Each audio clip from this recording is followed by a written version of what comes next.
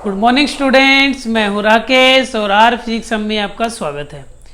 आज बच्चों हम स्टार्ट करेंगे EMI and AC, electromagnetic induction and alternating current.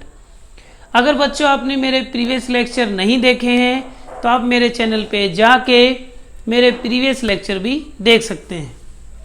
तो चलो बच्चों, आज हम स्टार्ट करेंगे यूनिट नंबर 4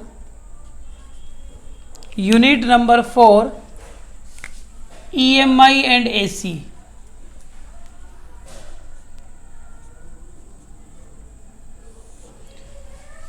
EMI का मीनिंग होता है बच्चों इलेक्ट्रोमैग्नेटिक इंडक्शन, ठीक है।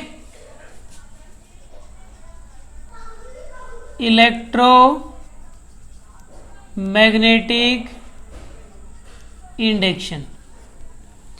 AC का मीनिंग होता है बच्चों alternating current and alternating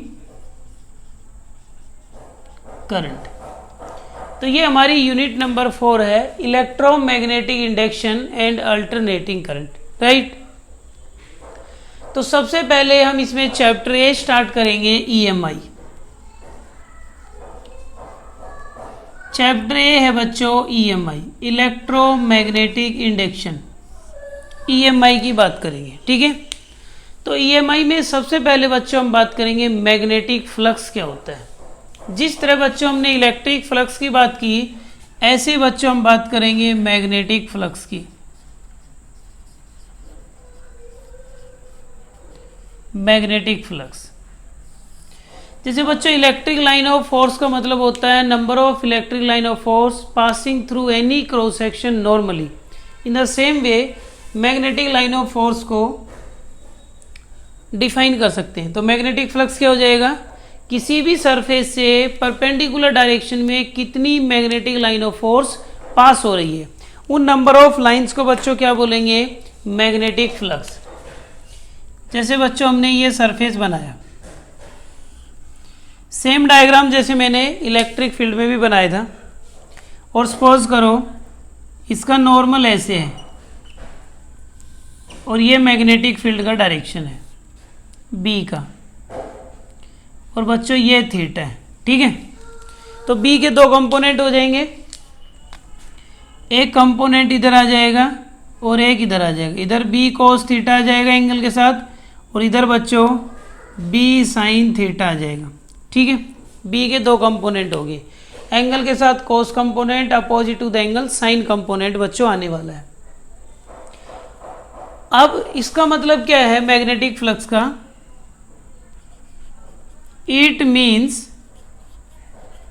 number of magnetic line of force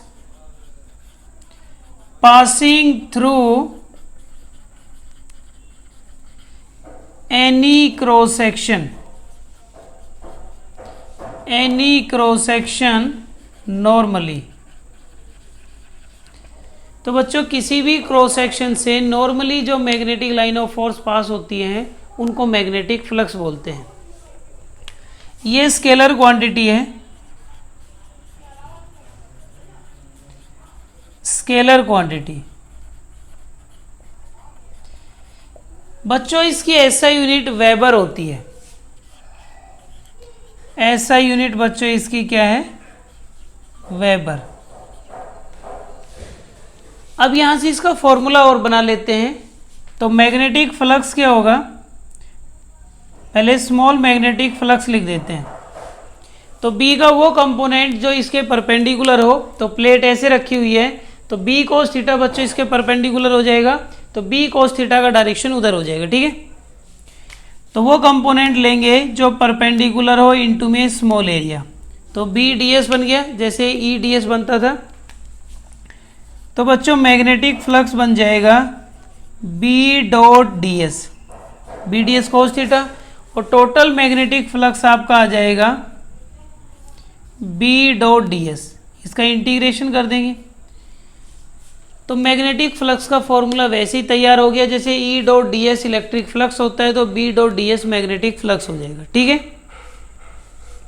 इसमें फिर वही चीज़ें जैसे मैंने वहाँ बात की थी बच्चों, if B cos theta is constant,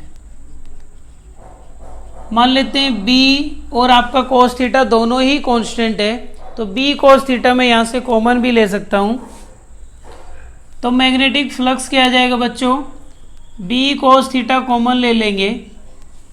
जैसे मैं इसको सोल्व करूँ तो ये B D S cos theta है, बी cos थीटा मैंने कॉमन ले लिया और डी एस का इंटीग्रेशन करूँगा तो टोटल एरिया ए आ जाएगा। तो बच्चों मैग्नेटिक फ्लक्स बी ए cos थीटा भी लिखेंगे। जब आपका मैग्नेटिक फील्ड यूनिफॉर्म हो, थीटा भी आपका टाइम के साथ चेंज ना हो रहा हो, उस टाइम हम ये लिख सकते हैं, ये यही तो है B D S cos theta, B dot D S का मतलब यही तो हुआ। तो अगर हमारा बी और cos थीटा कांस्टेंट है तो कॉमन आ जाएंगे, डी एस का इंटीग्रेशन ए हो जाएगा, तो मैग्नेटिक फ्लक्स बच्चों बन जाएगा बी ए cos थीटा। तो ये कॉन्सेप्ट है आपका मैग्नेटिक फ्लक्स का। यहाँ तक बात क्लियर है? ठीक है। अब बच्चों हम बात करते हैं फैराडे एक्सपेरिमेंट। देखो अभी तक हमने ये पढ़ा है, फर्स्ट यूनिट में बच्चों हमने ये पढ़ा कि चार्ज रेस्ट पे है, सेकंड यूनिट में हमने बच्चों ये पढ़ा कि चार्ज मोशन में है जिसकी वजह से करंट बना, थर्ड यूनिट में बच्चों हमने क्या पढ़ा कि करंट की वजह से मैग्नेटिक फील्ड होता है या मैग्नेट की वजह से मैग्नेटिक फील्ड होता है। तो फैराडे ने उल्टा दिमाग लगाया, जब करंट से मैग्नेटिक फील्ड बन सकता है तो मैग्नेटिक फील्ड से भी करंट बन सकता है, इसलिए इसने कुछ एक्सपेरिमेंट किए, फैराडेज एक्सपेरिमेंट, फैराडेज एक्सपेरिमेंट। तो बच्चों इसका फर्स्ट एक्सपेरिमेंट देखो, फैराडे ने क्या किया, इसने मैग्नेटिक फील्ड से करंट बनाने की कोशिश की। यही फिनोमेना ईएमआई कहलाता है, इलेक्ट्रोमैग्नेटिक इंडक्शन। करंट की वजह से, मतलब कि मैग्नेट की वजह से करंट इंड्यूस करना, इलेक्ट्रोमैग्नेटिक इंडक्शन। तो बच्चों इसने क्या किया,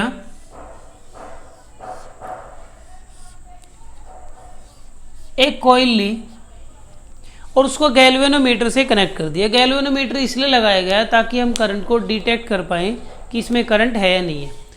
तो बच्चों इसने क्या किया, एक बार बार मैग्नेट को यहाँ प्लेस किया, ठीक है। तो बार मैग्नेट को एक बार इसने लेफ्ट में रखा, एक बार राइट में रखा, इसका दिमाग खराब हो गया, करंट इंड्यूस नहीं हो रहा, गैल्वेनोमीटर डिफ्लेक्शन ही नहीं दिखा रहा। बार मैग्नेट को कभी यहाँ रखता है, कभी यहाँ रखता है, कभी ऊपर कभी नीचे, कहीं कहीं बार मैग्नेट को रखता है, यहाँ रखा यहाँ रखा यहाँ रखा, कुछ नहीं हुआ। अब कई बार बेचारा ट्राई करता रहा, फिर इसे गुस्सा आ गया, इसने मैग्नेट को थ्रो किया। जैसे ही बच्चों इसने मैग्नेट को थ्रो किया, गैल्वेनोमीटर ने डिफ्लेक्शन शो किया। इसका मतलब क्या हुआ कि बात बन सकती है, बात बन सकती है। तो जैसे ही हम मैग्नेट को मूव करते हैं तब डिफ्लेक्शन दिखाता है। आप मैग्नेट को इस साइड मूव करोगे, सपोज करो ये लेफ्ट में डिफ्लेक्शन दिखाता है, तो मैग्नेट को इस साइड मूव करोगे तो ये राइट में डिफ्लेक्शन दिखाता है। लेकिन अगर कोई रिलेटिव मोशन नहीं होता, कॉइल और मैग्नेट दोनों रेस्ट पे हैं, तो कोई डिफ्लेक्शन नहीं होता।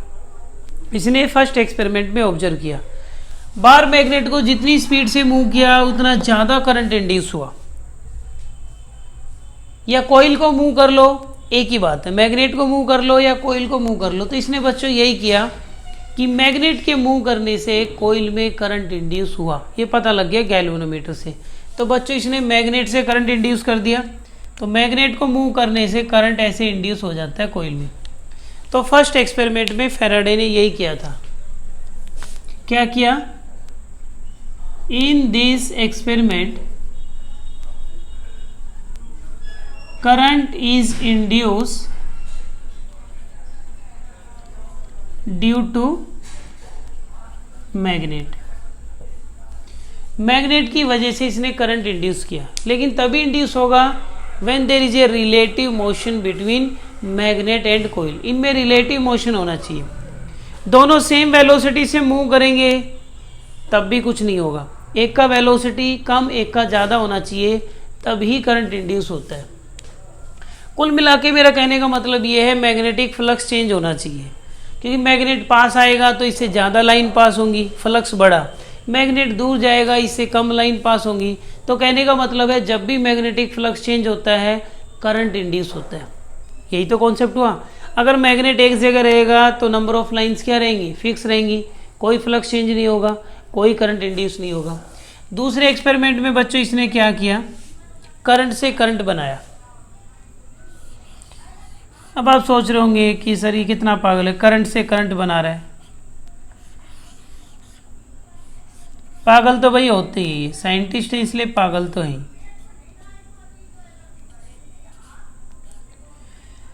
सेकंड केस में इसने करंट कैरिंग कॉइल ली और उसको भी मूव किया इस साइड,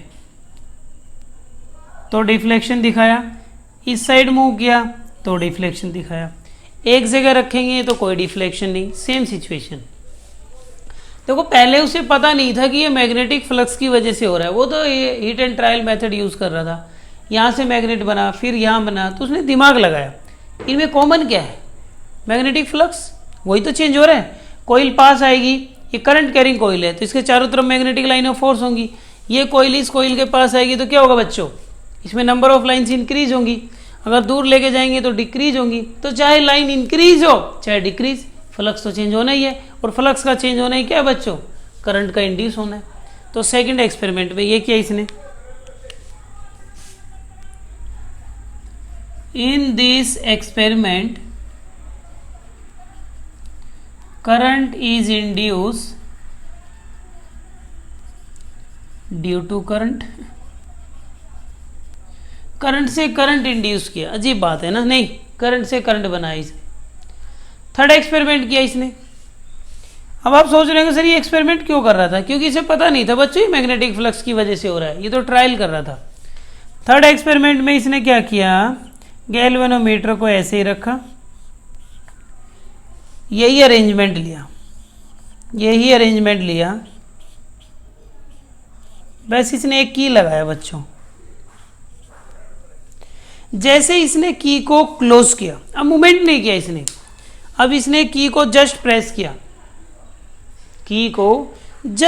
किया, क्या हुआ, करंट इंड्यूस हो गया, लेकिन कुछ मूवमेंट के लिए। जैसे की को क्लोज करते हैं एक मूवमेंट के लिए डिफ्लेक्शन दिखाता है गैल्वेनोमीटर, और जब की को क्लोज से ओपन करते हैं तब डिफ्लेक्शन दिखाता है। बस एक बार डिफ्लेक्शन दिखा के जीरो पे, और फिर जब क्लोज सर्किट को ओपन करते हैं फिर डिफ्लेक्शन दिखा के बस एक बार रुक जाता है। ऐसे ही आपने एक बार क्लोज किया तब डिफ्लेक्शन देखा आपने, फिर आपने ओपन किया तब डिफ्लेक्शन देखा, बस उसके बाद नहीं देखा। तो थर्ड एक्सपेरिमेंट से क्या समझ में आ रहा है, स्टार्टिंग में जब ये की ओपन थी तो करंट कितना था इसमें, जीरो। जैसे ही आपने की को क्लोज किया क्या हुआ बच्चों, करंट जीरो से 1 2 3 4 5 6 बढ़ता हुआ 0 से 10 तक चला गया। करंट 0 1 2 3 4 5 6 0 से बढ़ता बढ़ता करंट कितना हो गया, 10 तक। तो जब करंट बढ़ रहा था तो इसके चारों तरफ की मैग्नेटिक लाइन ऑफ फोर्स भी बढ़ रही थी, और जब मैग्नेटिक लाइन ऑफ फोर्स बढ़ रही थी इसके आसपास की लाइन बढ़ रही थी, तो इससे भी ज़्यादा लाइन पास होंगी, तो जब इसका फ्लक्स बढ़ रहा था। और जब की को हम क्लोज से ओपन करते हैं तो करंट 10 से 0 होगा, एकदम से तो 10 से 0 होगा नहीं, कुछ तो समय लगेगा भाई, 1 सेकेंड, हाफ सेकेंड, 0.01 सेकेंड, जो भी है। तो जैसे हम की को ओपन करेंगे तो क्या हुआ, करंट 10 9 8 7 6 5 3 2 1 0, नहीं तो करंट 0 हो गया। तो ऐसा होने में दोनों ही सिचुएशन में फ्लक्स चेंज हो रहा है, लेकिन एक बार की क्लोज कर दिया 1 सेकंड के बाद करंट 0 से 10 हो गया, 10 के बाद करंट नहीं बदल रहा, बैटरी कांस्टेंट करंट देगी। तो एक बार करंट कांस्टेंट हो जाएगा तो फ्लक्स कांस्टेंट हो जाएगा, तो कोई डिफ्लेक्शन नहीं दिखाएगा।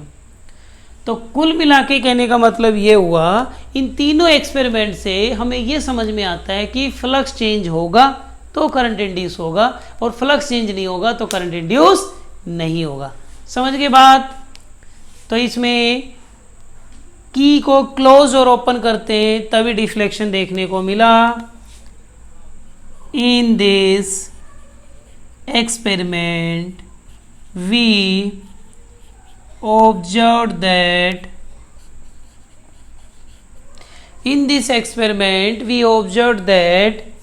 galvanometer shows momentary deflection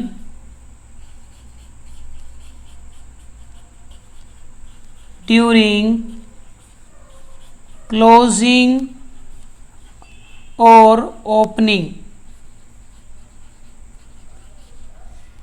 जैसे की को क्लोज और ओपन करते हैं उसी सिचुएशन के दौरान ये डिफ्लेक्शन दिखाता है, अदरवाइज नहीं बच्चों।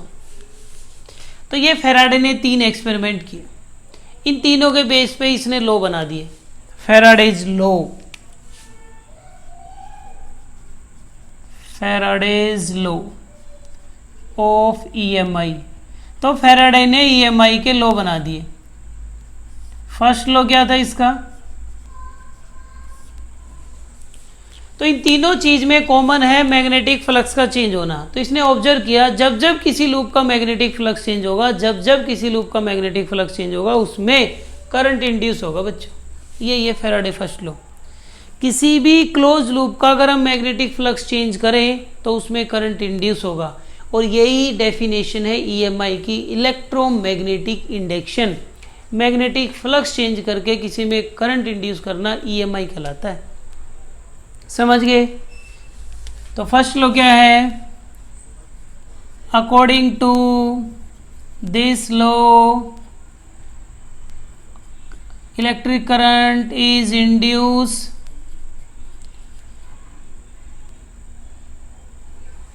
according to this law current is induced in a coil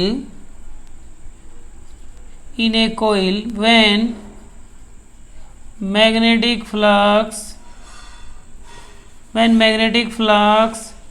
linked with it change। अगर किसी कोइल में मैग्नेटिक फ्लक्स को अगर चेंज किया जाए, इंक्रीज या डिक्रीज, तो उसमें करंट इंड्यूस होगा। ये फैक्ट बना दिया इसने। यही फर्स्ट लॉ है और यही ईएमआई का डेफिनेशन है, इलेक्ट्रोमैग्नेटिक इंडक्शन। तो इन एक्सपेरिमेंट से इसने यही सोचा था, यही दिमाग लगाया था। फिर इसमें एक सवाल भी आपकी एक्सरसाइज एनसीईआरटी में मिल जाएगा कि सिचुएशन में अगर हम ज़्यादा करंट लेना चाहते हैं तो क्या करें। ज़्यादा करंट चाहिए तो बैटरी पावरफुल यूज़ करो, कोयल की स्पीड बढ़ा दो। दूसरा क्या कर सकते हैं, इस कोयल के अंदर सॉफ्ट आयरन यूज़ कर लो, क्योंकि सॉफ्ट आयरन से ज़्यादा लाइन पास होती है, वो लाइनों को अट्रैक्ट करे रखता है। तो अगर आपको ज़्यादा करंट चाहिए तो ज़्यादा to and fro high speed से करो, पावरफुल बैटरी यूज़ कर लो, ज़्यादा करंट प्रोड्यूस होगा, ज़्यादा फील्ड होगा, ज़्यादा लाइन होंगी। और तीसरा ये है बच्चों, आप इसके अंदर सॉफ्ट आयरन भी रख सकते हैं, क्योंकि आयरन एक फेरोमैग्नेटिक सब्सटेंस है जो लाइनों को ज़्यादा से ज़्यादा अपने अंदर पास करने की कोशिश करता है। इसके अंदर भी रख सकते हो आयरन, इसके अंदर भी, ठीक है। फिर ये भी सवाल आ जाता है, अगर हमारे पास गैल्वेनोमीटर नहीं है तो हम कैसे चेक करें कि करंट इंड्यूस हुआ है या नहीं हुआ है। तो आप इलेक्ट्रिक बल्ब लगा लो इसकी जगह। अगर करंट इंड्यूस होगा तो बल्ब ग्लो करेगा, अगर नहीं तो नहीं करेगा। अब आप घर पे करने लग जाओ एक छोटा सा मैग्नेट लेके कि सर नहीं हो रहा, तो मेरे भाई छोटा बल्ब ले लो, बल्ब लगा दिया 100 वोल्ट का और आप चल रहे हो ऐसे बुढ़ापे की तरह, नहीं तो उससे कितना करंट बना लोगे भाई? कम से कम इतना करंट हो कि वो बल्ब ऑन हो पाए। तो बल्ब के थ्रू भी चेक कर सकते हैं। तो ये कहानी फैराडे एक्सपेरिमेंट की, फैराडे फर्स्ट लॉ की, इसमें कोई फॉर्मूला कुछ नहीं है।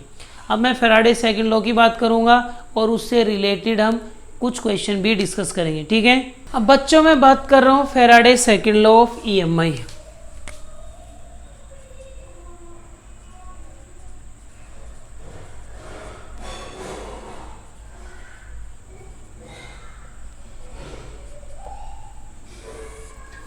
Faraday second law of EMI, EMI का सेकंड लॉ। सेकंड लॉ में बच्चों इसने ये बोला जो ईएमएफ इंड्यूस होगा वो D phi M by D T के डायरेक्टली होगा। The induce EMF is directly proportional to rate of change of magnetic flux. Directly को हटाने के लिए बच्चों यहाँ कांस्टेंट भी लगाया गया, D phi M by D T. यहाँ पे कांस्टेंट की वैल्यू बच्चों 1 होती है, तो इंड्यूस ईएमएफ हो जाएगा D phi M by D T. मतलब कि जिस रेट से मैग्नेटिक फ्लक्स चेंज करोगे, कम रेट से ज़्यादा रेट से, उसी रेट से ईएमएफ इंड्यूस होने वाला है। लेकिन इसमें एक माइनस भी आता है बच्चों। ये माइनस का मीनिंग इसने नहीं बताया, माइनस दिया था लेंज ने। अगला कॉन्सेप्ट है वहाँ क्लियर होगा। नेगेटिव का मीनिंग यहाँ पे ये है बच्चों, negative sign show that induce EMF oppose the change of magnetic flux।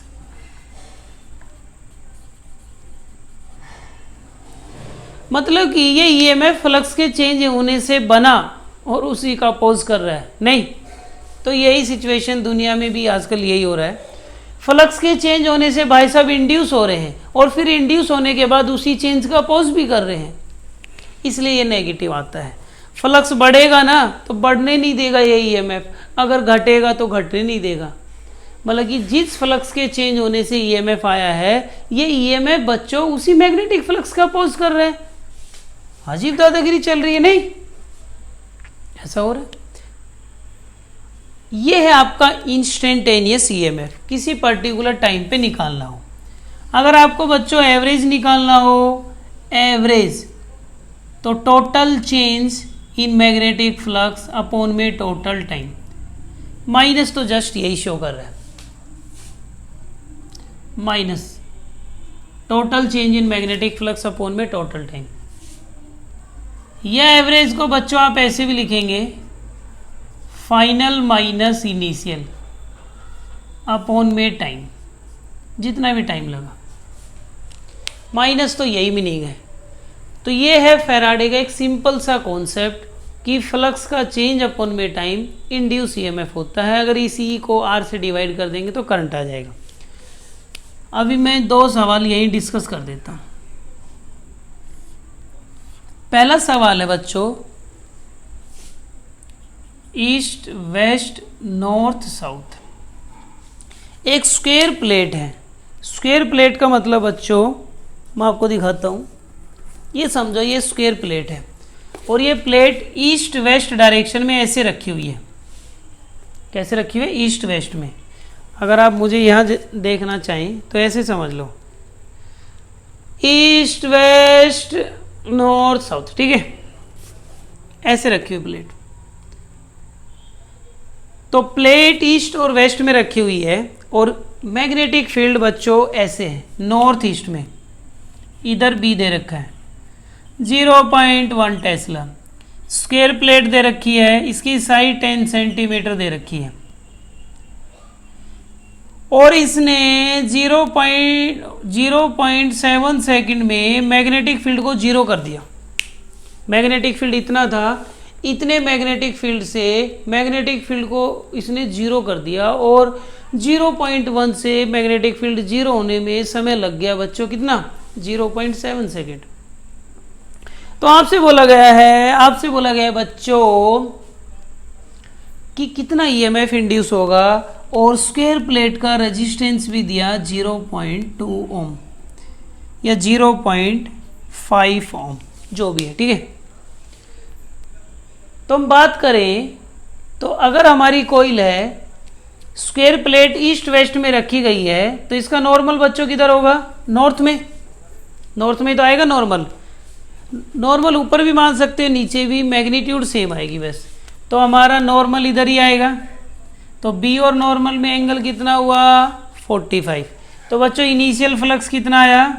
B A cos theta. B कितना है बच्चों? 0.1। इसका एरिया हो जाएगा, इसकी साइड है 10 सेंटीमीटर। मीटर बनाओ, 10 × 10 की पावर -2, 10 की पावर -1 मीटर। साइड आ गई ना?